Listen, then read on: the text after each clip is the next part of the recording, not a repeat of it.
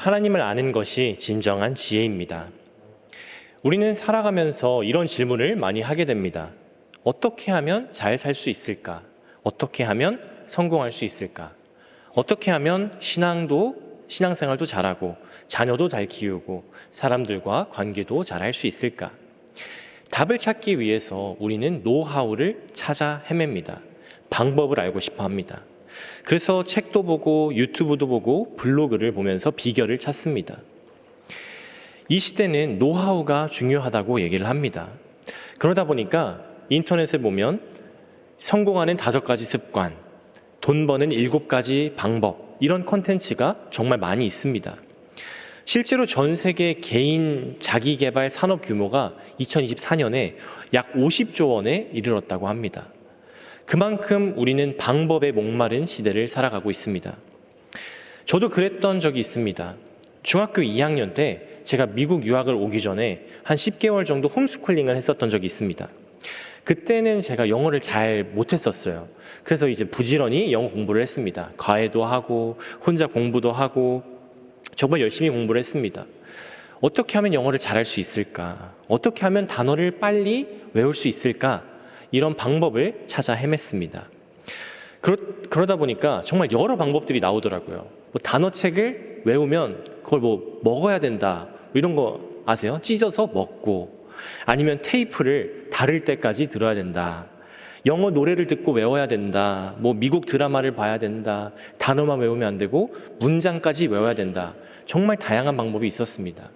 근데 요즘엔 이런 방법도 있더라고요. 경선식 선생님이라 그래서 연상 기법으로 영어 단어를 외우게 하는데, 예를 들어서 celebrity라는 단어가 있으면 이게 연예인이라는 단어잖아요. 그러니까 연예인들 보고 설레브러스 이러는 거예요. 그러니까 설레브러스 celebrity 이렇게 외우는 거죠. 네. 아마 여기 계신 분들은 이제 celebrity라는 단어를 보면은 설레브러스라는 단어가 떠오를 것 같습니다.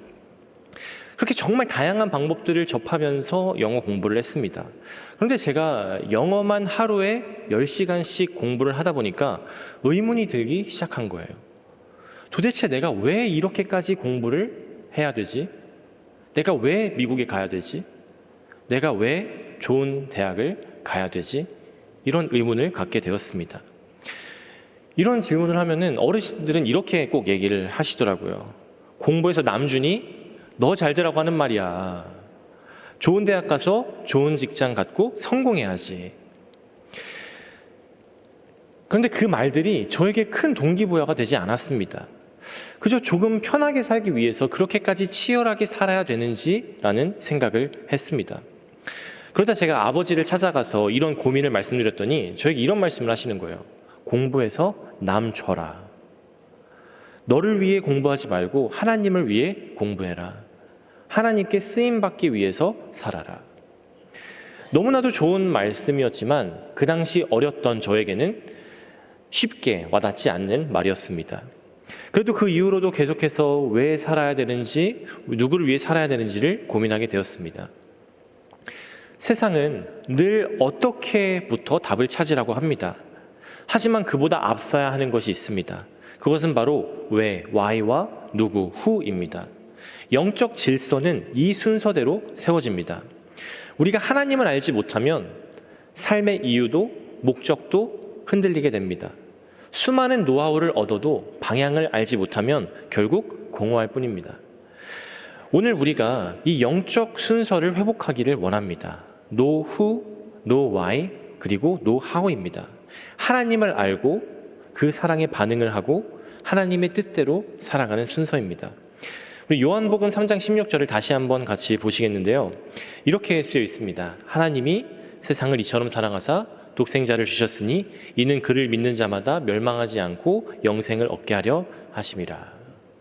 이 짧은 구절 한 구절 안에 삶의 순서, 신앙의 질서, 그리고 영원한 생명의 길이 다 담겨 있습니다.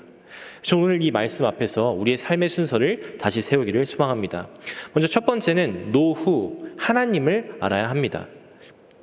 요한복음 3장 16절은 이렇게 시작합니다. 하나님께서 복음의 출발점입니다. 하나님께서 세상의 시작입니다. 창세기 1장 1절은 이렇게 선포합니다. 태초에 하나님이 천지를 창조하시느니라. 하나님께서 모든 것의 시작이 되십니다. 모든 세계의 질서는 하나님으로부터 시작됩니다. 우리의 삶도 마찬가지입니다. 우리의 삶은 나로부터 시작되지 않습니다.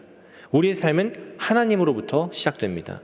하나님께서 나를 지으셨고 하나님께서 나에게 생명을 주셨고 오늘도 지금도 나를 인도하고 계십니다. 그래서 진정한 삶은 나를 이해하는 데서부터 시작되는 것이 아니라 하나님을 아는 데서부터 시작됩니다. 찰스 스펄전 목사님은 이렇게 말씀하셨습니다. 하나님을 알지 못하면 우리는 자기 자신도 알지 못한다. 하나님을 아는 것이 삶의 질서를 세우는 첫 걸음입니다.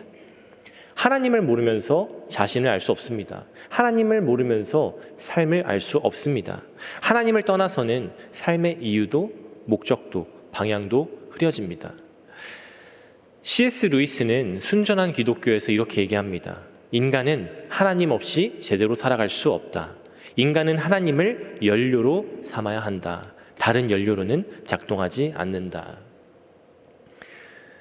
우리는 하나님으로부터 시작되었기 때문에 하나님과 떨어지게 되면 생명을 잃습니다.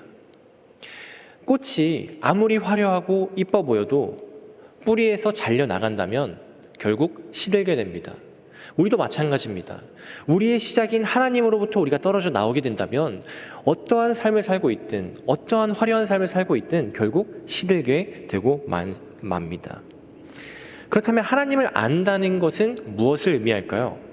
하나님을 안다라는 것은 지식적으로 안다라는 것을 의미하지 않습니다. 하나님과의 인격적인 만남을 의미합니다. 하나님과의 깊은 관계를 의미합니다. 하나님은 개념이 아닙니다. 하나님은 이론이 아닙니다. 하나님은 지금도 살아계신 인격이십니다.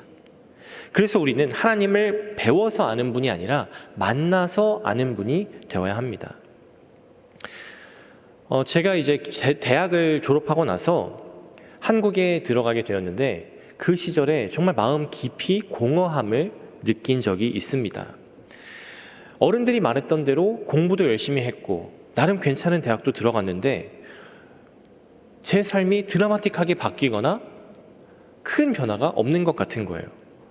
그러면서 마음 한구석에 계속해서 이 의문이 나오기 시작했습니다. 나는 왜 살아야 되지? 제가 믿음이 없었던 것도 아니에요. 교회도 열심히 다녔습니다. 그런데도 제 마음 한구석이 텅 비어 있는 것 같았습니다. 무엇을 위해 살아가야 하는지, 왜 살아가야 하는지에 대한 이유를 찾을 수가 없었습니다. 그러다가 너무 지치고 힘든 날 어느 한 밤에 무릎 꿇고 하나님께 기도하기 시작했습니다. 정말 간절히 기도했어요.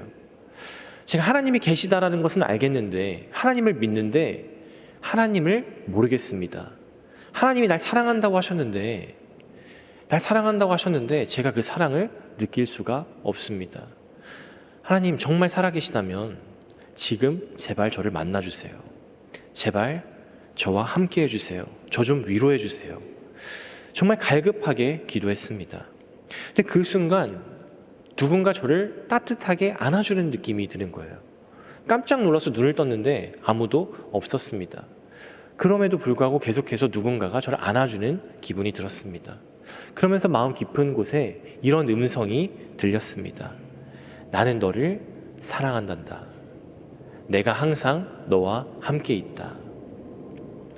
이 음성을 들으니까 제 마음속에 있던 응어리와 마음속에 있던 고통이 한순간에 사라졌습니다.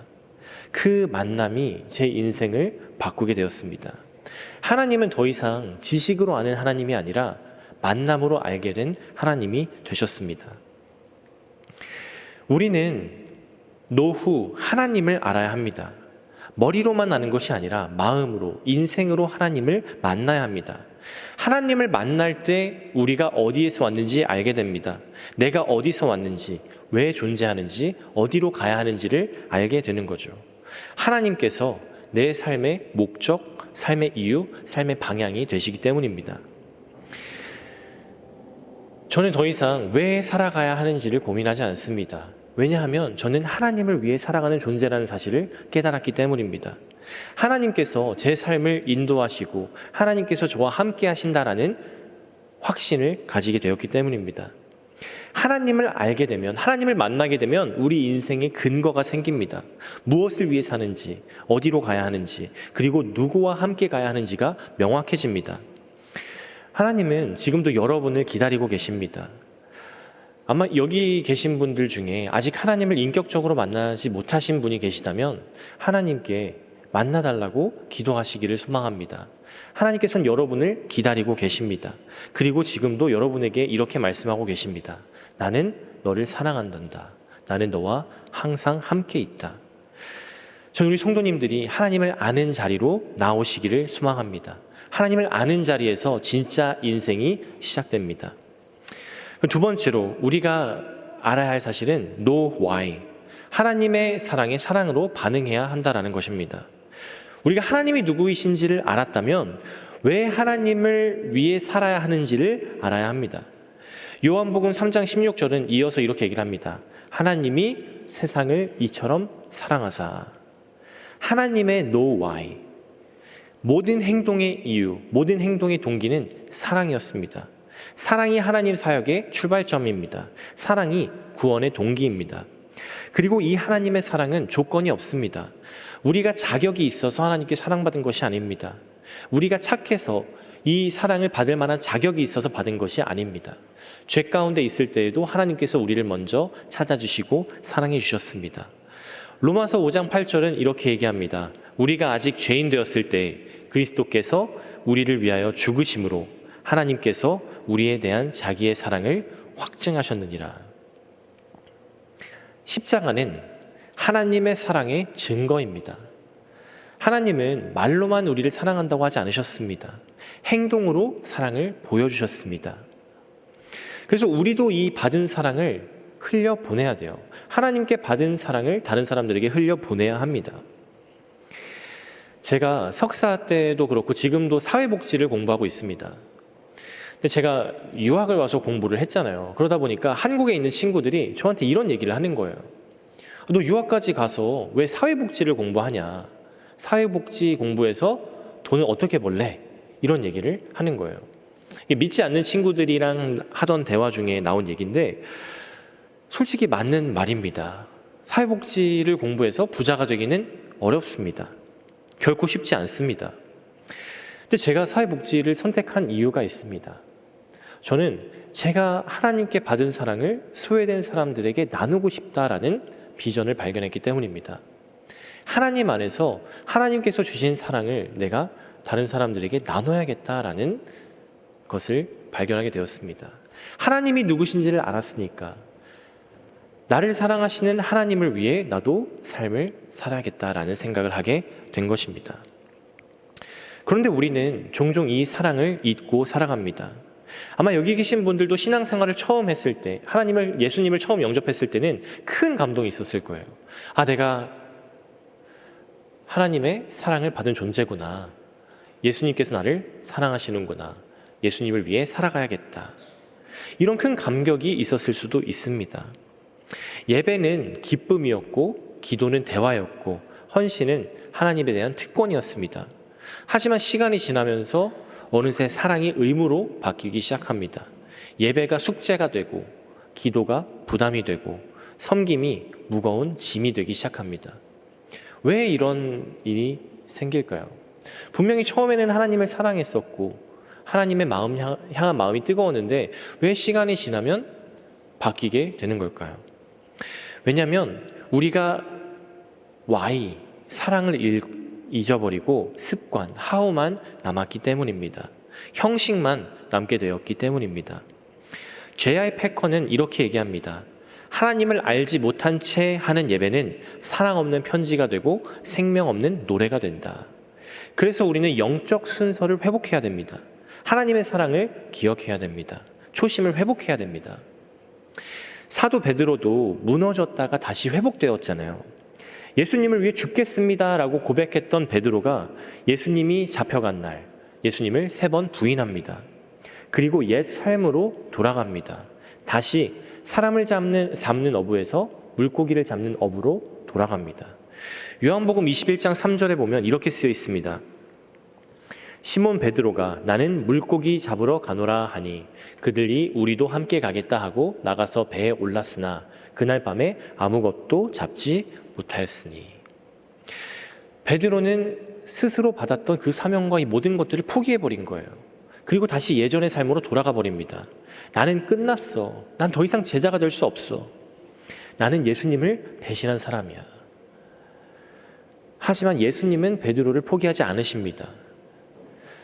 십자가에서 돌아가시고 부활하신 예수님께서 베드로를 다시 찾아가십니다. 그리고 불을 피워놓고 그 자리에 가만히 서 계십니다. 아마 베드로는 불을 피워놓고 계시는 예수님을 바라보면서 그런 생각을 했을 거예요. 내가 예수님을 배신했던 그 나를 떠올렸을 것입니다. 부끄럽고 숨기고 싶은 과거를 마주합니다. 그런 베드로에게 예수님께서 말씀하십니다. 요한의 아들 시몬아, 네가 나를 사랑하느냐? 예수님을 3번 부인했던 베드로에게 이 질문을 3번 던지십니다.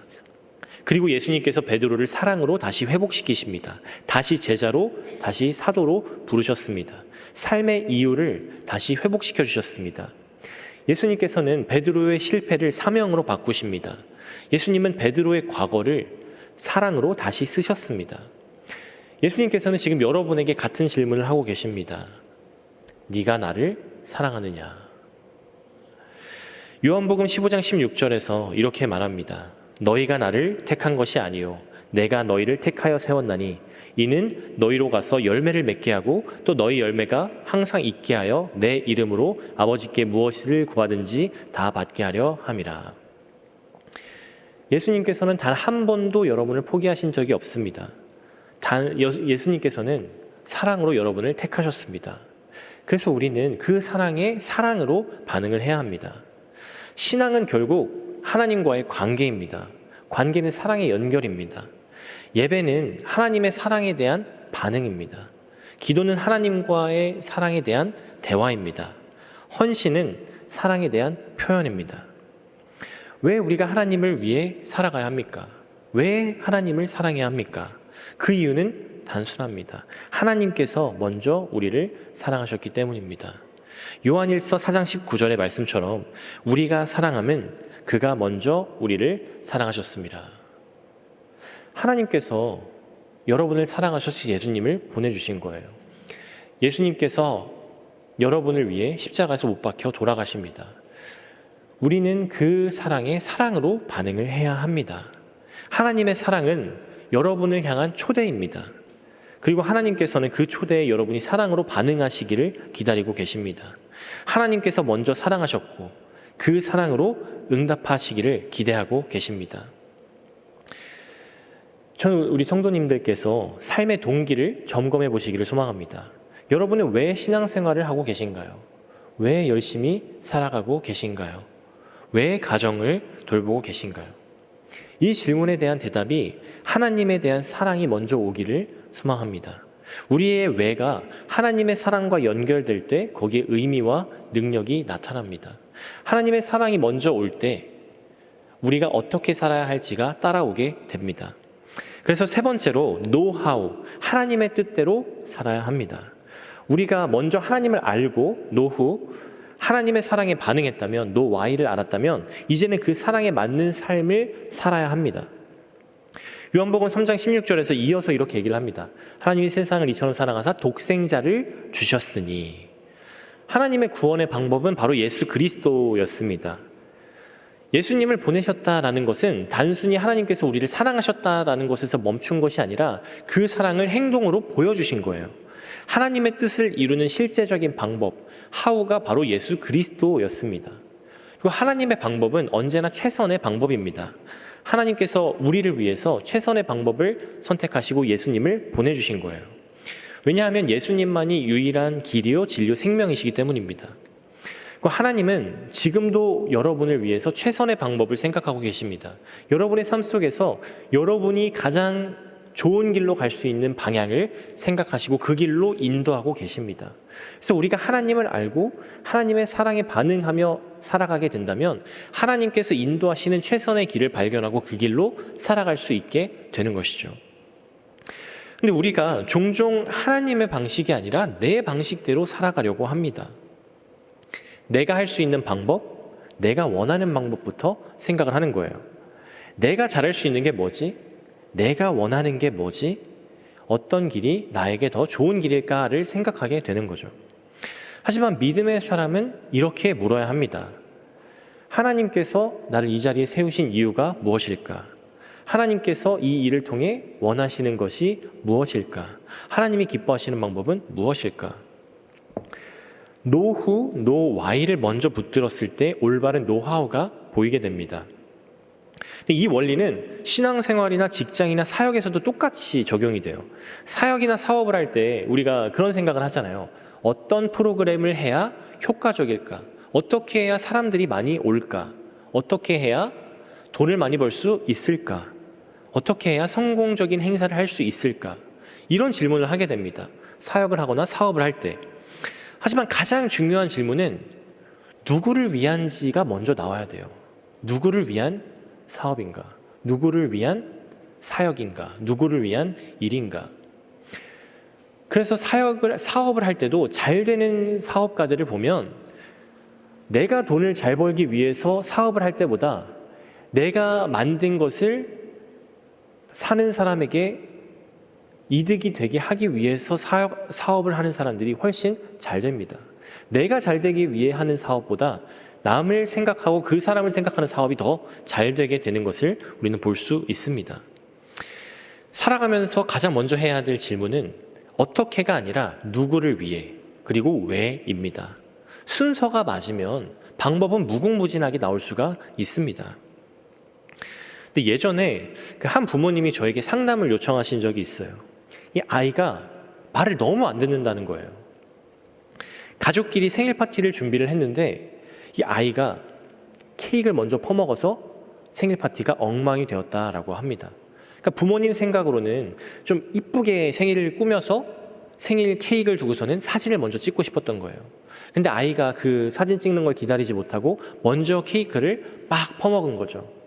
그래서 아이가 혼나고 정말 속상한 생일 파티가 되었다라고 얘기를 합니다. 제가 얘기를 듣다가 조심스럽게 여쭤봤어요. 생일 파티가 아이를 위한 거였나요? 아니면 부모님을 위한 거였나요? 부모님이 아이를 위한 파티였다라고 대답을 했습니다. 그래서 제가 이렇게 물었습니다. 그렇다면 아이가 행복했다면 그게 성공한 생일 파티 아닐까요? 나의 최선이 상대방의 최선이 아닐 수도 있습니다. 우리는 그 사실을 알아야 됩니다. 내가 사랑한다고 하는 최선이 상대방의 최선이 아닐 수도 있습니다. 나의 방식이 상대방에게 맞지 않을 수도 있습니다. 내 방식을 고집하고 강요하는 것은 갈등의 원인이 되기도 합니다. 근데 내 방식을 먼저 생각하는 것은 노하우, 어떻게를 먼저 생각했기 때문에 그렇습니다. 우리가 노후, 누구를 위해를 먼저 생각하게 된다면 방식이 그 사람에게 맞게 바뀌게 되는 거예요. 신앙생활도 마찬가지입니다. 하나님을 위한 삶은 하나님의 방식으로 살아야 합니다. 사랑도 헌신도 사명도 내 방식이 아니라 하나님의 방식이어야 합니다. 이 순서가 맞지 않으면 방향과 결과가 잘못되게 될 수도 있습니다. 그렇다면 하나님의 뜻대로 산다는 것은 구체적으로 무엇을 의미할까요?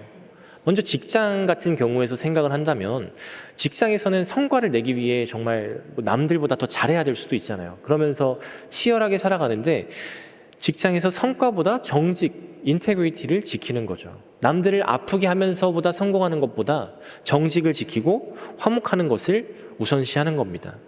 또 가정에서도 내 방식이 아니라 내 필요보다 가족의 필요를 먼저 채우는 것입니다. 예를 들어서 내가 밥 했으니까 당신이 설거지해. 내가 아이 지금 돌봤으니까 당신이 지금 아이를 돌봐. 이렇게 딱딱 나눠서 계산하듯이 하는 것이 아니라 이득을 따지지 않는 거죠. 당신이 피곤하니까 내가 설거지도 할게. 사랑은 계산하는 것이 아닙니다. 예수님께서도 아무런 대가 없이 우리를 사랑해 주셨잖아요. 또 교회에서도 마찬가지입니다. 교회에서는 일보다 사역보다 사람이 중요합니다. 아무리 사역이 잘 되고 행사가 성공적이어도 사람이 다치면 그것은 실패라고 생각을 합니다. 교회는 프로그램이 아니라 사람을 세우는 곳입니다. 그래서 사역은 결국 사랑하는 사람을 키우고 세우는 것입니다. 이런 하나님의 방식을 실천하기 위해서는 우리가 한 가지 질문을 던져보면 됩니다. 예수님이라면 어떻게 하셨을까? 이 질문이 바로 하나님의 방법, 노하우의 비결입니다. 노하우란 복잡하지 않습니다. 예수님처럼 사랑하고 예수님처럼 섬기는 것입니다. 예수님은 우리를 위해 십자가를 지셨습니다. 우리를 위해 자신을 내어드렸습니다.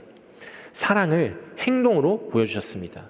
우리가 그 사랑을 믿고 그 사랑에 반응한다면 예수님처럼 살아야 합니다. 우리가 예수님처럼 산다라는 것은 나 중심이 아니라 하나님 중심으로 사는 삶입니다. 내 유익보다 하나님의 뜻을 먼저 구하는 삶입니다. 내 편안함보다 이웃을 먼저 돌보는 삶입니다. 우리가 하나님을 알고 그 사랑에 반응했다면 이제는 하나님의 방법으로 살아가시는 우리 성도님들 되시기를 간절히 소망합니다. 순서를 회복할 때 하나님께서 축복하십니다. 요한복음 3장 16절은 이렇게 결론을 맺습니다. 이는 그를 믿는 자마다 멸망하지 않고 영생을 얻게 하려 하심이라. 우리가 하나님을 알고 후 하나님의 사랑에 반응하고 why 하나님의 뜻대로 살아갈 때 how 하나님은 우리에게 영생을 주십니다. 세상에서 얻을 수 없는 가장 큰 축복을 주십니다. 이 영생은 단지 우리가 죽은 후에 천국에서 사는 것만을 뜻하지 않습니다. 영생은 예수님을 믿는 지금 이 순간부터 시작됩니다. 요한복음 17장 3절에서는 이렇게 말하고 있습니다. 영생은 곧 유일하신 참 하나님과 그가 보내신 자 예수 그리스도를 아는 것이니이다. 영생은 하나님을 아는 삶입니다. 우리가 하나님을 알게 될 때 영생의 삶이 우리 안에 흐르기 시작합니다. 삶의 순서를 바로잡으면 우리의 매일이 영생의 연장선이 되는 거예요. 하나님을 알고 의지하는 삶은 어떤 환난에도 무너지지 않습니다. 하나님의 사랑 안에 거하는 사람은 환경과 상황을 초월하는 기쁨을 누리게 됩니다. 혹시 지금까지 세상의 노하우를 쫓느라 하나님을 뒷전으로 두셨던 분이 계시다면 오늘 결단하시기를 소망합니다. 내 삶의 첫자리에 하나님을 두시기를 소망합니다. 내 인생의 시작을 다시 하나님으로 되돌리시기를 소망합니다. 우리가 삶의 영적 순서를 회복할 때 하나님께서 우리 안에 영생의 축복을 이루실 줄을 믿습니다. 함께 기도하겠습니다.